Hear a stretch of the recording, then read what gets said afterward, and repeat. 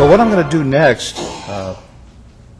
I'm going to put a mask on, so to speak, and I'm going to put a mask on all of us. And I'll be going in and out of character for this, but I'll be talking to you as if you were supervisors in a workplace. We'll call it Mooney Electronics, and I was just called in based on the rumblings. It was pre-petition. You hadn't yet petitioned, or your union had not yet petitioned for an election, but the signals were out there, the early warning signals, as we called them. So I was brought in, and what I'm going to do, I'm not going to do the whole version, because when I used to do that, it was a 2 to 3 hour presentation. I called it the kickoff meeting, where I was introduced to you as management by your CEO, by Al Mooney. And I'm going to give you some of the things that he said to introduce me, and something else that always, it didn't really amaze me, but it never failed. The people who really are the front line in an anti-union campaign are the foremen, are the first-line supervisors. And usually up until an anti-union campaign, they were never regarded as management. So whenever there were mandatory management meetings, in most instances they were excluded. Yet they're going to find out in this kickoff meeting that they are the backbone of management, that without them and without their commitment to this campaign, the union will probably prevail. They're going to be informed that however difficult the campaign, the education and information provided to them will be very helpful, and the guidance that they're given by the consultant will enhance their abilities to be management. And they will be told that in the end, the employees will not be voting for or against the union. They'll be voting for or against you. And that is one of the Union Buster's principal messages and one of his principal activities. And the way that's handled, and when I put the mask on and do some of it, you'll see or hopefully feel some of the evolution to how it starts out with you being the backbone of management, the primary link between the workforce and the company, and how as time evolves, you're captured, you're taken hostage, and you really have no choice. And if discovered to be working against the consultant's requirements, because you're also told by your CEO that the campaign, the war, is going to be your #1 priority, that if productivity slacks and falls back, or anything else lessens from your responsibilities, not to worry. As long as what you were doing was campaign-oriented, it's okay. And that because it's a priority, that your performance evaluation will be based on your success or failure in the campaign. And you're told this in no uncertain terms. And then, if you do misperform, or you create alliances with what I used to call union pushers, to put that implication or connotation on the activists, you're in deep trouble.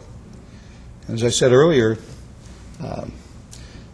I've had, over the years, many supervisors discharged because of their positive association with union pushers. And in most instances, because again, every step in a campaign is very carefully choreographed, the majority of these supervisors were kept on so that they wouldn't turn into martyrs and organizers for the union.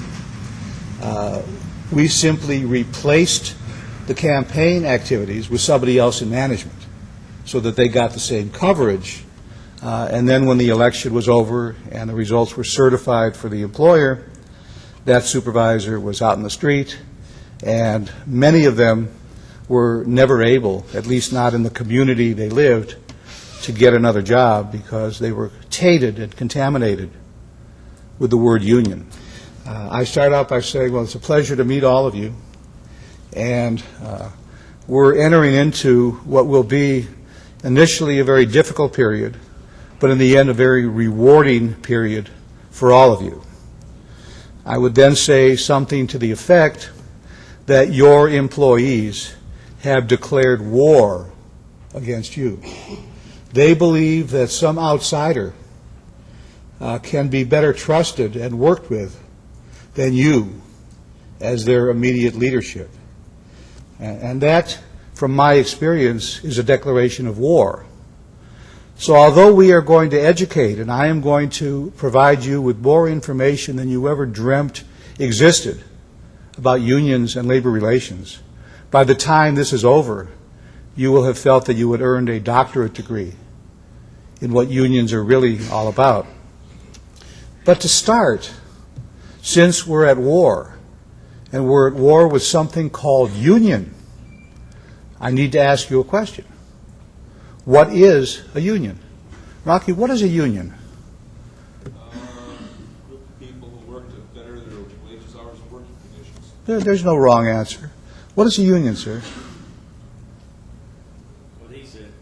Well, speak for yourself. You know, that's a right you have without a union. You get a union in here, you can't speak for yourself anymore. People join together for mutual aid and protection. All right, now remember, you're all management. What is a union? It's an organization that takes away control from the company. No wrong answer. Sir, with your thumb on your chin, what is a union?